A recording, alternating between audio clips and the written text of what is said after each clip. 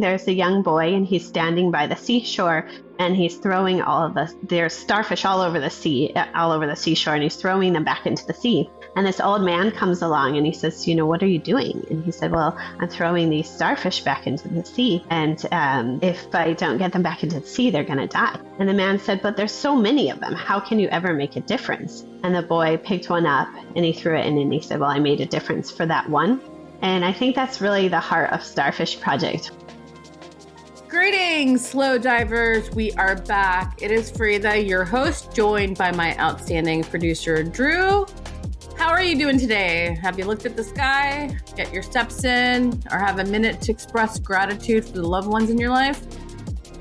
Today on the Slow Dive, we're joined by Jenny McGee, founder and CEO of Starfish Project, a remarkable social enterprise transforming the lives of women escaping human trafficking and exploitation. Under Jenny's leadership, Starfish Project helps women experience freedom, rebuild their confidence, and establish economic independence through jewelry design, career development, and holistic care. What began as an act of compassion has grown into a global movement in which survivors not only reclaim their dignity, but also become leaders, designers, and change makers within the organization.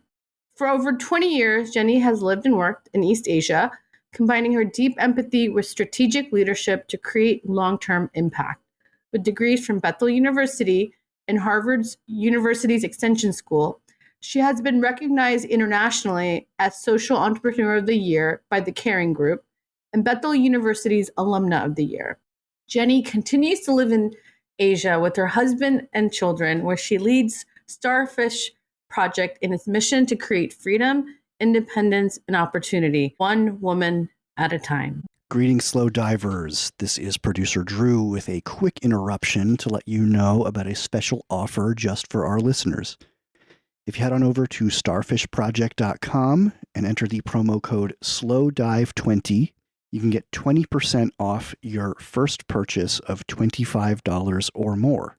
This offer is active now through January 1st, so just in time for your holiday shopping. Once again, that promo code is SLOWDIVE20. So now sit back and enjoy this incredible interview with Jenny McGee of Starfish Project. Welcome, Jenny. Thank you. Thank you so much for having me. It's wonderful to be here. No, thank you for joining us. And I see you're wearing lovely starfish earrings. And Of course. I'm wearing a starfish necklace, which is a starfish. We'll dive right into our first segment, which is an icebreaker. Jenny, if you were a bird, what bird would you be?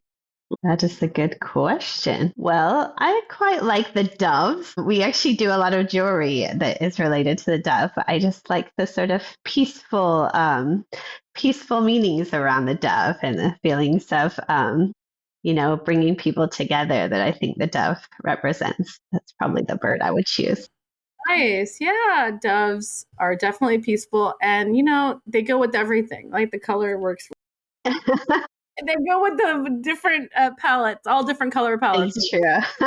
If you're accessorizing. Okay. What's a small ritual that helps you start or end your day with intention? Yeah, that's really good. Well, I tend to, it's quite busy around my house, but I usually just spend some time in reflection. My husband has been pushing me to do more meditation, but I'm kind of a slow learner on this front. But I usually have some quiet time, say some prayers, and then kind of move forward with my day. So I found just kind of waking up in that way is really helpful. And then the chaos of the day begins. Lovely, lovely, lovely, lovely.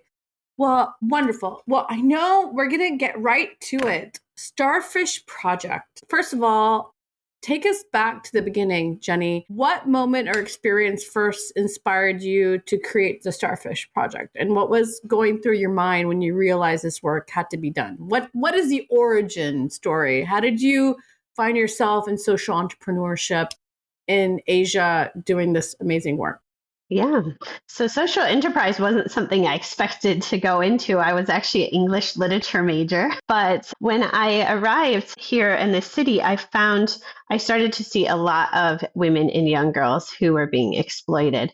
And so there was a small group of us that just kind of started to reach out as friends and see, kind of just coming alongside and seeing if there were ways we could build relationship with the women and girls that we saw, and also just if there was anything we could do to kind of help. And as I started to build relationship, we actually did the first week we went, it was Easter weekend. And so we took some little eggs and some roses and gave them to the women there. And I found the next week when I went back, a lot of the women had the flowers, the roses that we had given them hanging in the windows to dry. And some of them shared with me that nobody had ever given them a gift before. And that just really touched my heart. And as I got to know these women and girls, a lot of them were really young. They were around 16 years old, and a lot of them were very low education levels, but they were making money and sending it home so that their brothers could go to school. And that just really broke my heart. Just the inequality of maybe broke my heart and also frustrated me and wanting to see opportunities for these women and girls. I found most of them were incredibly intelligent, tons of potential, but nobody had really invested in them. And I think because of the value of girls still in the countryside, here, these girls had been sent in from their poor villages, sent into the cities, and needing to make money for their families, but also often supporting their brothers. So, yeah, and so we just really started Starfish Project out of a place of wanting to provide those opportunities. So out of the relationships with the women I met, we started this really small jewelry business with 5 women and me around a kitchen table. And I actually brought in some creative friends to help us work together to build some earring designs that we could make and start selling. And as I chatted with the women around the table, the thing they were most interested in, jewelry, I presented different kind of items that we could make together, but everybody loved the idea of jewelry, and we had good access to the materials. And I also think it was very therapeutic. People were able to create things and express themselves through the jewelry that we created. And so we started so small, very grassroots, sending jewelry with friends who were going to their hometowns or, selling to their little communities. And it just kind of kept growing from there. The symbol of the starfish, how did you come up with the name?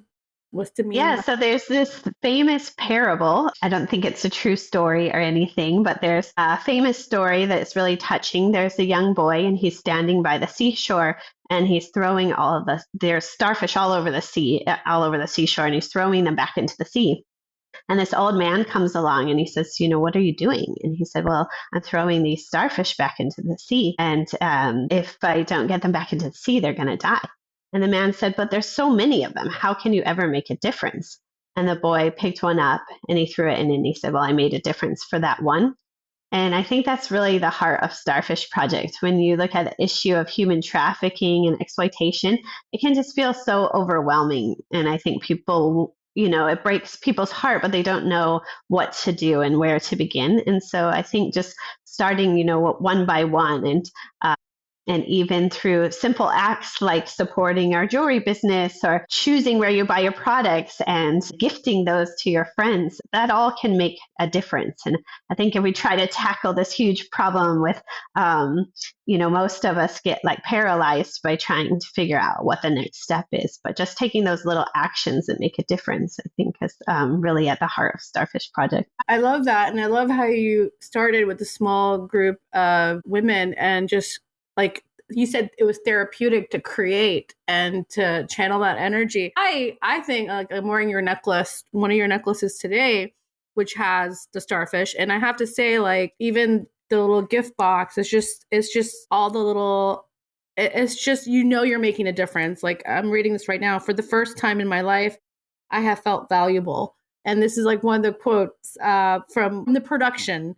And then your gift has changed my life. I was just thinking, adornment, just feeling beautiful, and jewelry as just a way to also exemplify that. And that whole starfish mission of you've created this whole pipeline of it's not just an ethical enterprise in a storefront. You're actually built a whole system where it's like giving freedom and education. I just think jewelry is such a positive way to do it because everyone's a part of it. So I just want to, I think for me, that's one of the things I was like, wow, this is great. This is really good because now everyone can connect with feeling pretty and adorned, but then you're also making an impact. So I love that. So earlier you said you were a literature major and now you're a social entrepreneur. How has your literature major helped you in your social entrepreneurship? I'm just curious because entrepreneurship has very different pathways. It's so non-linear and you really followed your heart and you have felt the call to make this impact. But like, do you ever use any of that? Yeah, well, I also had a writing focus, and I think when you're starting something, you have to do a lot of communication with people. So I definitely think that helps. But I always tell young people, I think we get so stressed about like what our major is in, and I'm like, at 18 years old, you have no idea what life will bring and what you're going to do. I mean, I would have never guessed I would be leading this social enterprise. So I don't think we should get so hung up on like exactly what we study, but I just think the process of learning and questioning. And what I loved about literature is just the discussions about life and the deeper questions that we would discuss in the literature. And I think those are the things that those bigger questions have really guided me as I've started Starfish and led it all these years. I love that because that's what I'm saying. Like, you had inspiration, you had a call, you stepped up. You're like, let's create a solution, and that's the direction you went. And I'm glad you did because you're helping so many. Starting something as bold and human centered as Starfish Project often comes from a deeply personal space. Was there a particular encounter or story that shifted your understanding of what freedom and empowerment could look like for women, especially since you were coming from America? Yeah, I remember. So, our outreach looks like we go 2 by 2, and 2 women will go in and to brothels or to connect with women on the street and just build relationships. And so, when we very first started, there was a young woman that I really connected with, and we had a very similar experience. I had a 9-month-old baby at the time, and she was pregnant, and she was having some issues with her pregnancy, and they were very much similar things that I had gone through during my pregnancy. And it was this moment of realization of like, we are really the same. She and I are the same with the same struggles. We were just born into different situations and born into different environments that led us down these different paths. And I think that deep connection with somebody and just realizing that people around the world, we have much more in common than we have differences.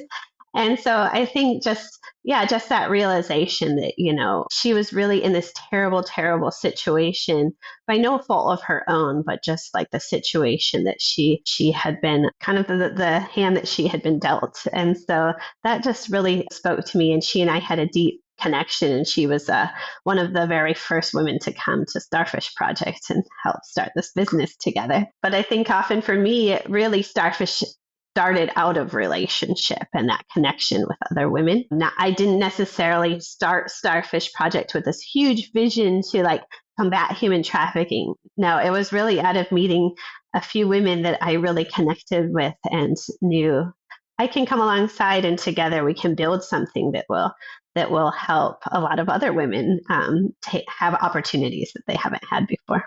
Wonderful. Yeah. And I love what you just said. It's like, that's the unifying thing as women.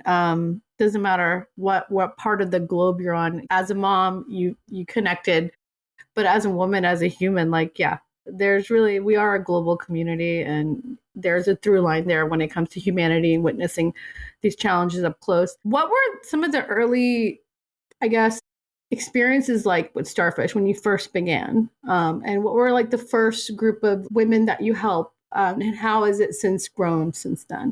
Yeah. I would say it's changed so much. The early years, if I look back, I always think, wow, it was a little chaotic, in part just because you're taking like people with high trauma and really difficult situations, and they were even like living together, and it was a big life change for the women. So looking back, it was pretty chaotic, and to be honest, none of us knew exactly how to start a business either. And but now over time, we've really worked to use Starfish Project to train survivors in all levels of our business.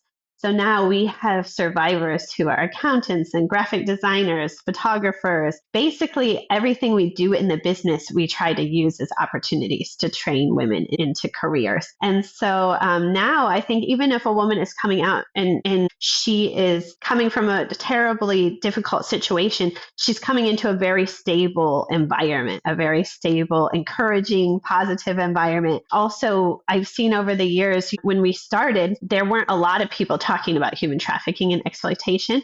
But over time, we started to see like stats coming from other organizations. And we found a lot of organizations, the vast majority of the people that are able to help escape human trafficking and the exploitation end up right back in that lifestyle. But at Starfish Project, we haven't seen that to be the case. I think we've had less than 5% of the adult women we help return into that lifestyle. And so we were trying to figure out why that is, and you know what the difference is. And I think because on day one, the women who come to us, they can see a real pathway forward. Women who are just like them, who may have only had a second grade education, but now they're leading a team of photographers, they're leading a team of graphic designers, and they see women who, you know, came from very similar upbringings, but now they're leaders and yeah, just doing incredible things. And so I think that gives women hope. You know, when we first started, even when we trained women, they weren't sure if women like them could achieve what we were training them into, you know? And, you know, even our original trainers, we would bring in outside experts, and we found the women themselves would be like, well, that's great, but you have a master's degree, you know, I can't do that.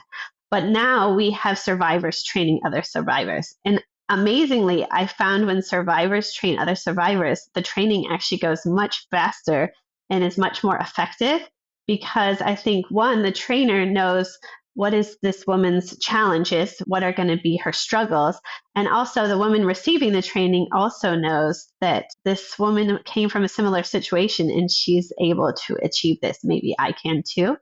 And so for me, I think what gets me so excited at Starfish Project is when you see a woman who achieved much more than she ever thought possible.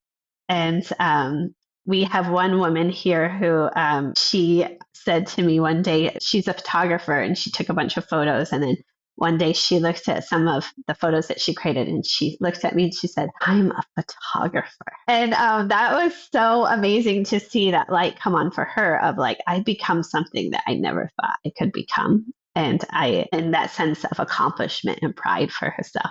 So I think for me, that's been the biggest like growth over the years, is just seeing what the women have been able to achieve. We have women getting their CPA licenses, and to be honest, they far exceeded my expectations. But I think what's even cooler is when they exceed their expectations. That is incredibly remarkable. And I think just your pipeline of like the encouragement, the empowerment, the workforce training, it raises the self-esteem or the confidence and gives women that. I think that is remarkable, Jenny. And I think that's one of the things that I think really like truly social enterprises, that's the impact that we want to see. It's like, okay, you took it a step beyond. It's not just, okay, you're employing survivors, but they're also now teachers and mentors and paying forward. And I think that is what's so wonderfully unique about Starfish to me, that I'm like, this is something that just continues to give, paying it forward. And it must be incredibly rewarding on a daily basis when you meet with your peers and colleagues. I mean, how is that like when you what is it a day at Starfish Project when you're working in development or in design with the survivors, or what does that look like for you, Jenny? Yeah. Well, I feel so blessed in my work because every day I get to watch and work side by side with people who are transforming their lives, and that is highly motivating.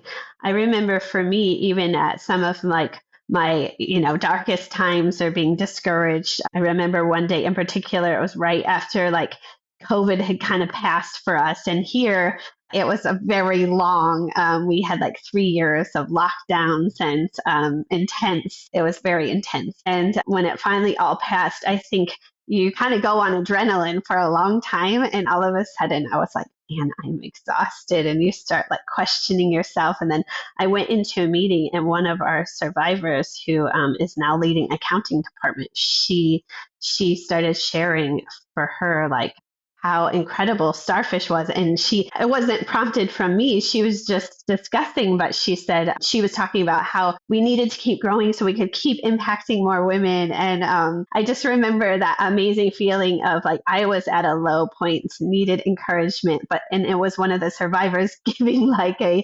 motivational talk about why our work matters and why it's so important, that I think is such a privilege to be in that environment where I get to see that every day. But we have, now in Asia, over 90% of our staff are all survivors of human trafficking and exploitation. And almost every one of our departments is led by a survivor, which I think is really exciting. That is incredible. I mean, women-led social enterprise and women paying it forward and mentoring, and then disrupting the cycle of trafficking, or at least alleviating some of it, right? Like, because Yeah. you arrived in a region where human trafficking and exploitation can often remain invisible, which is also true for most places, hidden in plain sight. How did you first begin to see what was happening beneath the surface? Or what did you learn from the women whose lives have inspired this mission? Yeah. Well, even over the years, we've watched the environment change. Like, I would say years ago, it was very much in your face and it was easy to see. Now it's still happening all around us, but it's gone online, or it's a little more underground. And so you don't see it as clearly, but it's still happening everywhere. And so actually, these days, the women who are in our program are the most useful resources as far as understanding how things work and understanding the situations. And some of them just really have a heart to, a lot of the girls still working in that space, they're still being exploited, are their cousins, their friends, their sisters. And so they really have a heart to see women getting helped. We actually recently have a young woman. We started an internship program because we started to see a lot of teenagers being exploited. And so we have a young woman who's 16 years old. And she shared with us that she had a lot of friends who were still being exploited and wanted us to be able to help them. We always do have like limited resources. So we told her, well, why don't you make a list with all their names, and then we can see what we can do and see how we can start reaching out to them. And she wrote down 49 names of her friends who were all between like the age of 16 and 18 who are being exploited. And I think that's just heartbreaking to see how big the problem is. And a lot of that's happening online, and it's more complicated to find, but it's clearly still happening so prevalently. And so I think, that's heartbreaking. But like I said, with the mission, we just keep trying to affect one life at a time, and not be overwhelmed by the size of the problem. No, I mean, definitely the scope of the problem is big, but you're providing solutions and you're doing your part, which I think should be applauded and also encouraged by all of us, whatever we can do, to help any social issues or something such as human trafficking. Do any of the ladies, or especially the younger ones, do they even know they're being trafficked? Or is that like not a cultural thing, but like, do people in those situations, do they know that are being exploited, or it's considered trafficking, or they're just in like dire straits or economic distress when they meet you? Or how does that look like? Because I know here in the States it's a little bit different a lot of times, but I'm just curious to see in your region. Yeah, it's interesting because I go to a lot of conferences and connect with like leaders of organizations around the world working in this space. And I found this to be a very like common theme. I mean, it looks different in each place, but in general, I feel there's like a misunderstanding about human trafficking. And so I feel a lot of the women themselves, they don't realize until years later that that's actually what happened to them. Because usually the people who are trafficking them are close to them. It can be relatives. We have women who their own mother sold them into human trafficking. We also, a lot of time it's friends or somebody, people come along and are very kind, and that's how they build their trust. And so what happens, I think, for the women in our program is when they come to us, they just blame themselves. Most of the time, they don't view themselves as somebody who's taken advantage of or tricked. Like they just think, oh, I hear women say all the time, oh, I was stupid and I trusted this person, and that's how they view themselves. And so we really try to help change that and change their view of themselves and help them understand that, what happened to them was wrong. But I think most of them really blame themselves. And I found whether it's in the United States or in Asia, I found most of the women, it's not until years later that they understand that they were trafficked. And it's interesting, we actually did a teaching at one point about human trafficking to the women in the program to explain, like, this is human trafficking. And what surprised us is some of them had been married after they came to Starfish Project, but, they're also marrying men who are coming out of vulnerable situations as well. And what we found is a lot of them realized later, actually, my husband was trafficked too. They were trafficked for labor. Mm-hmm. And so a lot of them were in labor trafficking situations, but none of them realized that. They just thought, like, I didn't have, my ID was taken and I was never paid, but they didn't ever view that as human trafficking. And so I think there's still a lot of education that needs to happen on all fronts, even supporters and our customers and supporters. I think sometimes we have a misunderstanding of even like what human trafficking is, and people are slowly tricked into things. And so it's not typically like what you see in the movie where, somebody's kidnapped. That happens, but I would say most of the time people are just really like manipulated and in very vulnerable situations. So I think that's one reason we also really try to look at how do we holistically care for the women, because you're far less likely to be in a vulnerable situation if you have education, if you have job opportunities, if you have health insurance, all of those type of things will keep you out of the situation where you're in a place to be vulnerable and easily exploited. I'm glad you said that.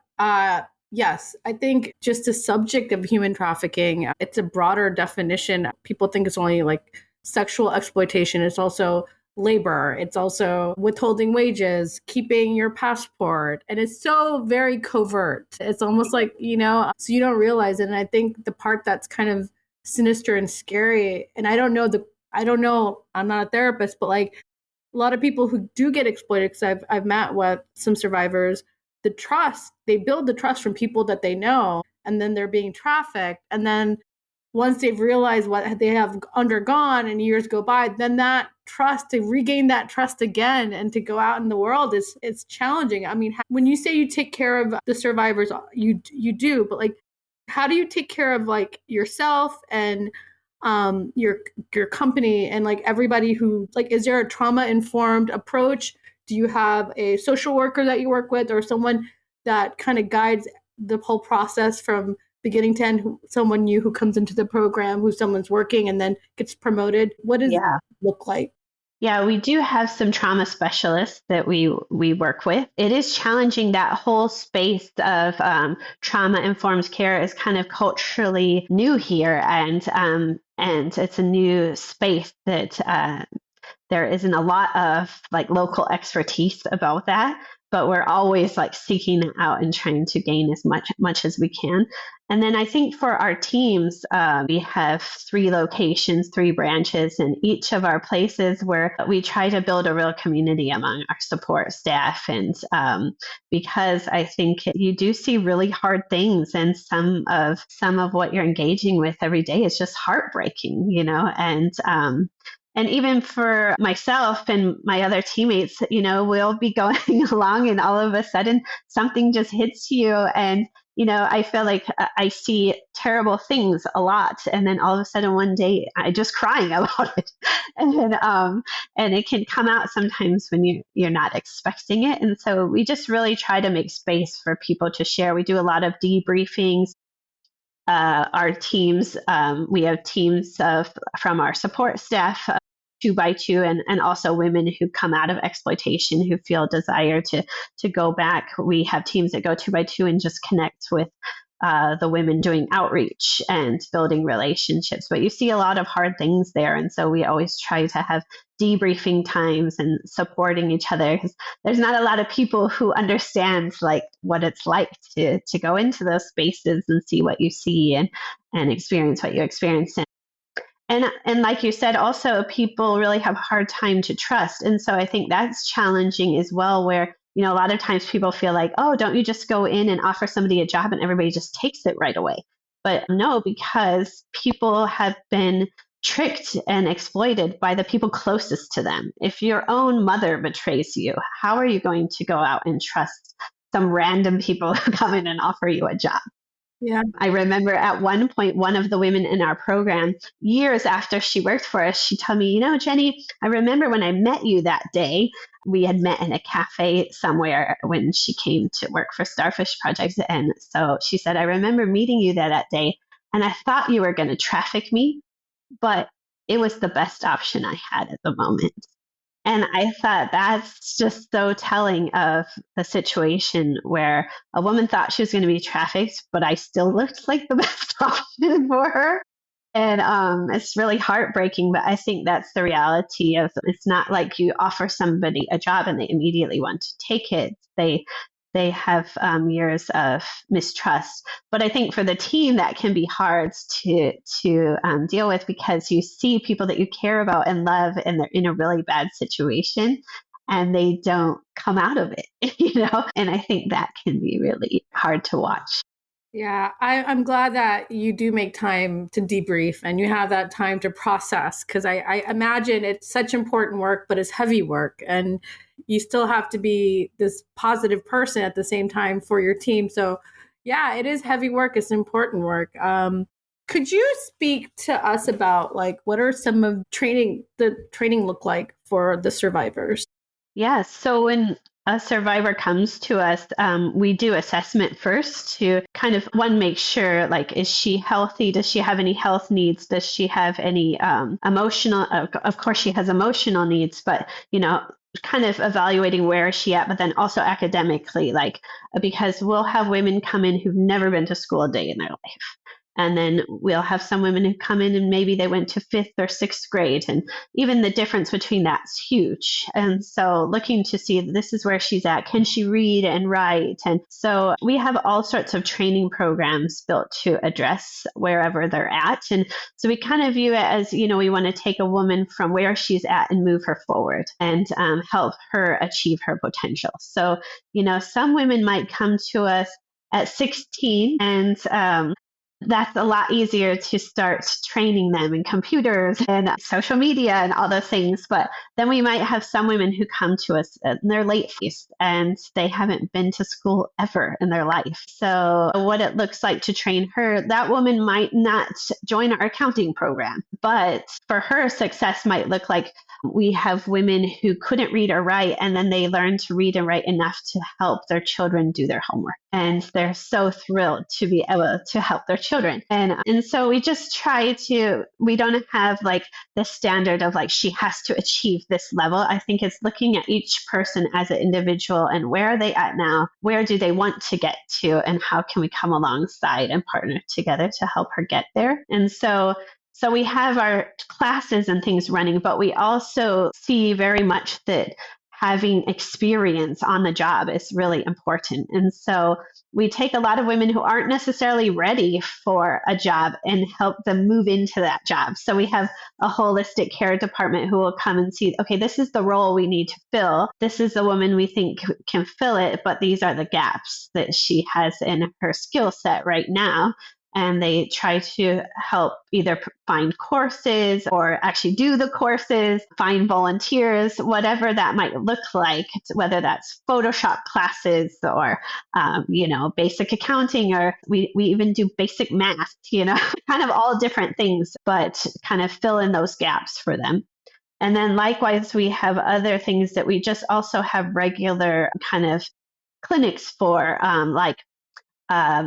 budgeting. I find budgeting to be a huge problem, but can make a huge impact on somebody's life. And then we have parenting classes. Most of the women we work with are moms, and even young ones. We found some of our 16-year-olds already have 3-year-olds because they were married off at 12 or 13. So we're regularly teaching parenting classes and just trying to provide that different support from all the different angles. I love this ecosystem that you created, of just you're consistently developing the workforce and empowering women, and then they're moving on to mentor and empower other women. So that's wonderful. And how many survivors do you currently, I guess, employ? And how many have you served since the inception of Starfish? So at Starfish, we have a total of 95 employees right now. About 80 of those, I would say, are survivors of human trafficking and exploitation. And then over the years, we've employed several hundred. In addition to that, we've had a lot of women that we've helped either leave the brothels and return to their hometown. Maybe they didn't necessarily want to come work for us, but we try to help them return to their hometown. Or we've also had a lot of international cases where we help repatriate them to their home country. And so, yeah. Incredible, Jenny. I mean, that is incredible. Just the numbers on how many survivors you're employing, and they're just paying it forward daily. I love your jewelry. So I would say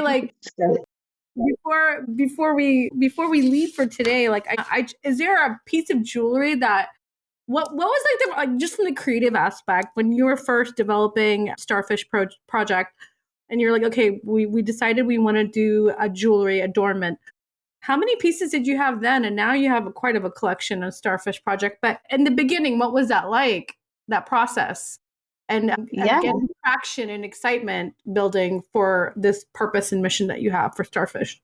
Yeah. Well, I think for us, the jewelry has always been an important piece of, we've always said we want to create a really beautiful product that people feel proud to wear, regardless of the story behind it. And so we also have I think it's really beautiful packaging, and we have gift sets, and we really want when people open it to feel like this is something really beautiful that's high quality and very giftable, because we love when people are able to pass it on and share the story with their friends. And so I think it's really such a cute giftable item already packaged in these cute little boxes.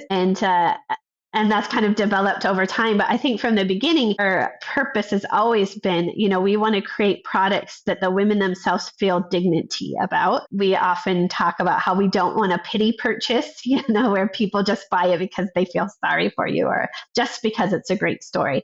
I think we want to have products that are beautiful and high quality, and you would buy them anyway. But the fact that it has this incredible message behind it and this incredible impact is massive bonus. And so, sorry, go ahead, continue.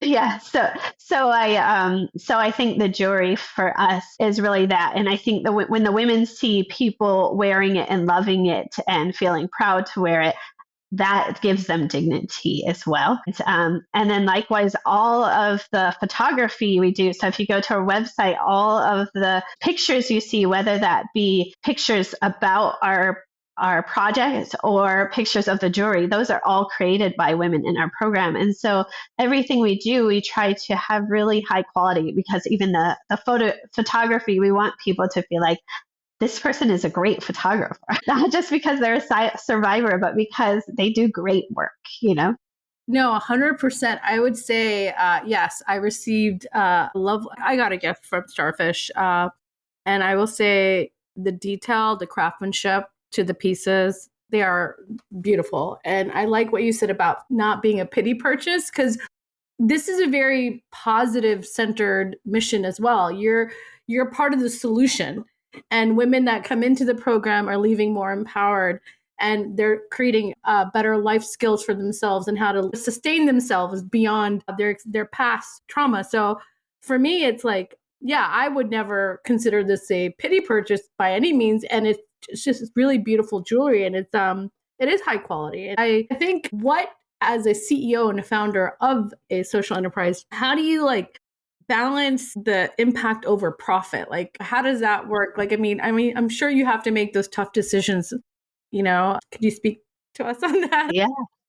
Yeah, it is funny, people always like complain. I have three teenagers and like, what am I going to use math for? And I'm like, I use math every day because it's amazing how you get in something to help people, but we're sitting there running the numbers to make sure like it's profitable. And but yeah, I think, we've definitely decided as a company, we're never going to be like, we don't want to be like the cheap throwaway option. We want to be something that is like quality and that people feel like they can hold on to. Even the packaging, we're like, it's a nice enough box that you can turn around and reuse it for stuff. People will tell me the kinds of things that they use it for. And I think that's been more our lane of trying to not necessarily always compete on like being the cheapest option, but trying to be a brand that is something that's meaningful and something you feel good about gifting somebody and also having that impact. But yeah, social enterprise is challenging. You have this huge impact and you see the needs around you all the time and you just want to help as many people as possible. And then there's always these very real limitations of resources. And, when we take on a woman, we're agreeing to her salary for a long time. So actually recently we've really been talking a lot about how we move people on from Starfish Project. And so in the next phase of our development, we're discussing how can we start incubating businesses and having women be able to start their own businesses from Starfish Project and move on. And so also, and then some of the skills that the women have been learning, we want to be able to provide those services for other social enterprises or other businesses. So their photography that they're doing, we can shoot any types of products that you need. The women are doing product photography for us, but they can do it for any business. And so I think the next stage of our development is really about using those services that they already have to build out more opportunities for women, more revenue streams, and then as they learn to work for other people, hopefully be able to start their own businesses, and we can kind of incubate them in that. Incredible. Jenny, I know you're doing amazing work in Asia. Do you see yourself establishing accelerators, incubators like Starfish Project, other countries and other cities where there's need? Obviously, unfortunately, this problem is not isolated to one region of the world. It's unfortunately prevalent all over the planet. Yeah. Do you see yourself expanding into other markets and communities? Yeah. So I would say like where we're at, the need is really great and there are very few people working in this space. So that's why we've kind of focused here. But we've also been forming a lot of partnerships. And one thing I have seen over the years is, when you find people who are like-minded and already have the heart to do the work, if you can come alongside and figure out how to work together, you can really multiply the work versus everybody trying to do their own thing. And so there's a group in Europe called Threads of Hope that we're entering into a partnership with to try to expand our work into the EU. And so I never thought we'd be like working in Greece, but we're going to be working with an organization there that's already based there, and they can help us distribute our products there. But meanwhile, we can also be helping them to employ more women that they're reaching out to. And so I think for us, we've just seen the power of partnership. And, I think trying to send people into a place that maybe you don't have expertise or experience in might not be the best move, but finding people there who already have that heart that you can really work with and figure out how to together multiply your impacts, I think is probably our approach in the next season.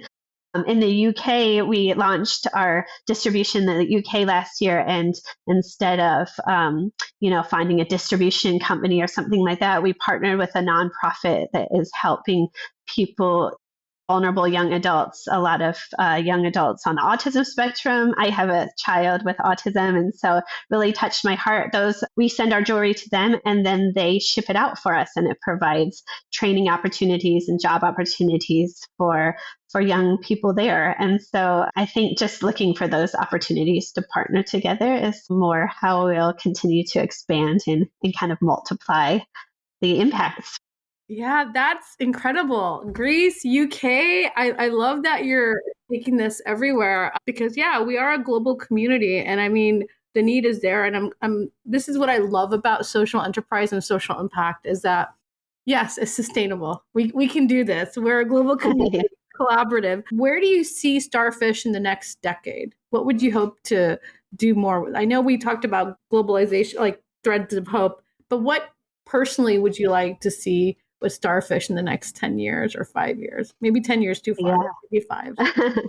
Well, I think, like I said, for me, what often gets me out of bed, it's exciting to see girls just start a new life and seeing girls work on the production line. It's great. But what really excites me is when I see them step into those careers, whether that's photography, graphic design, accounting, sourcing, whatever it is, like when they see I've achieved more than I thought I could, that is so exciting to me. So I think for me, providing more and more of those opportunities. And like I said, being able to, I think in the next phase, we really want to be able to open up what the women are doing and be able to open that up for other businesses to partner with them, to see them start their own businesses. And then hopefully as women move on from Starfish Project, some of the women who worked here and started their own business can be the next place that women from Starfish are hired into. And I think I would love to see, Starfish incubated businesses be able to be independent and hire women who have been trained up at Starfish Project and see them be successful. So I think that's really the next phase.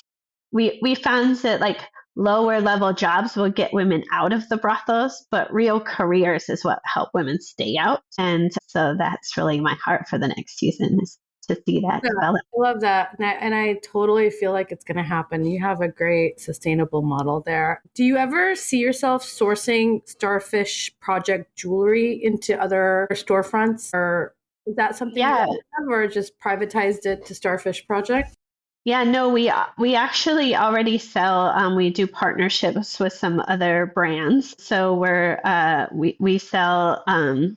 We're selling like on Macy's.com, and we have sold in Barnes and Noble's bookstores and their college bookstores. And so we're always very open to partnerships. I think those large partnerships really help us. We started a partnership with The Chosen. We've been making products for them under their brand, and they've sold incredibly well. So large partnerships like that are super helpful for us to expand our mission and also provide like really stable employment. So we're very open to working with other brands. That's good to know, because I'm just saying, because it is beautiful jewelry, and I know you have a wonderful website, but I was just like, more people know about it, the more people you serve, the more people we can give back, because it is an ethical enterprise, and your purchase to Starfish is like helping a whole community of women get out of a really negative situation. So I love that. For many founders, the path to creating impact-driven work begins with the personal calling. So this is your personal calling. How have you sustained yourself in the sense hard times? Like, are there any, I guess my question is, for women founders, women in business, and specifically social enterprise, if they also have a call, like what advice would you give to them if they're like, I want to make a difference in this area. I want to start this. What would be some tips or pointers or just good sound advice coming from Jenny McGee, the Starfish Project? Because you've done amazing. What would you tell someone who's starting out or wants to build a social enterprise? Yeah, I think the biggest thing people ask me, like, what do you think success is? And I think success is really just not quitting. I mean, I think it can, yeah, there's so many challenges that come. And I think if our expectation is that it's going to be a smooth ride and really easy, then it probably won't last long. But I think if you kind of go in knowing it's going to be challenging, but like have a really clear understanding of what your calling and mission is, then I think it's easy to get over those difficult times. I've also heard, over the years, and I'd say in my younger years of leading, people would talk a lot about how lonely leadership is. And I think I really like accepted that on the front end. And at some point I decided like, it doesn't have to be this way. And so I think even with our team, I've just tried to create a really strong team, but I feel like we're all very open with each other and very supportive of each other. And so I think having that team that you really trust and really rely on, and I think is really key to the long term. And also being able to be willing to be open and vulnerable, and sometimes that might mean getting hurt. And but I think if we're always worried about like self-preservation, then we never form those deep connections that like really sustain us over the long haul. And so I would say just be like open and try to build out those strong relationships with your team, but then also having strong relationships outside. I have some people that I talk to on a regular basis that are completely outside of Starfish and more just for my own mental and spiritual growth, connect with them. And I think having some people that I don't have to necessarily, they're not my supporters or my board members or people that like you necessarily have to, I don't want to say perform, but you can just be totally honest and share your struggles. And I think having some key people like that to walk with you over years, not just months, but people who will walk with you for those years, I think is really important. No, but I also think you really have to be proactive in seeking that out. I do see a lot of women saying like, well, I don't have a mentor. And I'll say that all the mentors I have in my life, I really pursued them. And so I think that's always my advice too, is really pursue those mentors in your life and don't just expect them to like show up and be there for you. You also got to really show that you want them and need them and be willing to meet on their time frame or, but really like make it a priority to have those people in your life. No, this is great advice for aspiring social entrepreneurs. I think right, like showing up and seeking mentorship and showing up prepared and being proactive in your mission and laying out the foundation. I think this whole hour we spent with you, Jenny, has been so insightful and empowering. What you've done with Starfish Project is incredible. And not only have you created a wonderful, sustainable business model that's like paying it forward consistently, you have amazing jewelry pieces. And I'm really happy that we're able to have this deep dive with you. Before we say goodbye, we have a reflective question. Although I felt like this whole episode was very much reflective because I learned so much from you. It's such meaningful work. So I feel like this whole episode is reflective. But I'll ask you one more question. What does it mean to be kind in today's world? Like, what do you think practicing kindness is, or what do you think kind means anymore? That's a really deep question. But yeah, it's interesting. Maybe I use slightly different word, but some years ago, I thought about what I was really called to do. And I really felt ultimately I'm called to love, which I think love and kindness are very much tied together. Because I went through a season, actually during COVID, we were working so hard and so stressed and just trying to keep the business afloat. And they were really challenging times. And I remember this one day in particular. I'm a quite relational person, but I can also be fairly task oriented when need be. And there was a season where I had somebody come up and ask me something. It was one of the survivors. And I thought, I don't have time to talk to you. In my head, I thought, I don't have time to talk to you. I need to help you. I'm busy helping you, And I just thought, oh my gosh, you have it all wrong. And I realized like I was really missing the point. And I realized if I don't have time to stop and really like love people well, what is this for? And I think that was a real shift in my heart of realizing like, it's not about just finishing the task, but if I don't take the time to really like listen to people and just be present with them, then I've kind of missed the point. So I think for those founders, I think we tend to be pretty like task-oriented people. But, usually it's out of this mission that you start it. And I think not losing sight of the people in it. So, of course, like you can be so busy helping them, but do you actually have the time to sit and like talk and sit and hear where they're at and sit and just be with people? I think for me, that's been at least my journey, and kind of maybe that's easier for some other personality types. But for me, I think slowing down and just like being with people and eating with them and, being present and available for them, I think for me is my act of kindness and love, I guess. No, definitely. Yeah, it is. And that's a beautiful explanation. I think all of us can take from that. I mean, I think it's really easy to get lost in the daily routine and not take time. And I think, that's very important to hear.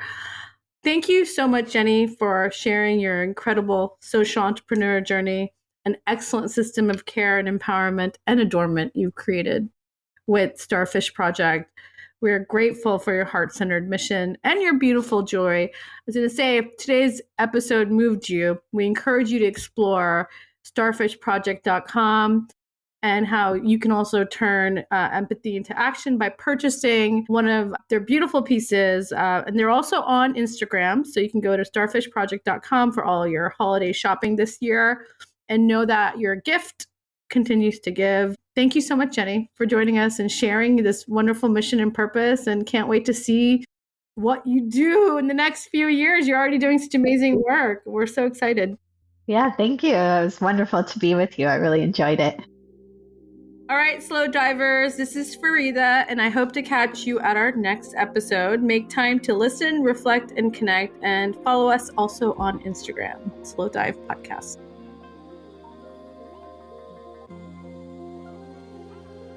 Hey there, slow divers. This is producer Drew once again. Just going to remind you to head over to starfishproject.com and enter that promo code SLOWDIVE20 for 20% off your first order of $25 or more. Offer valid now through January 1st. Thanks for listening to The Slow Dive. Please be sure to subscribe and give us a positive review wherever you get your podcasts. The Slow Dive is hosted by Farida Rafique and edited by Drew Franzblau. Our theme music is Dive by Zero.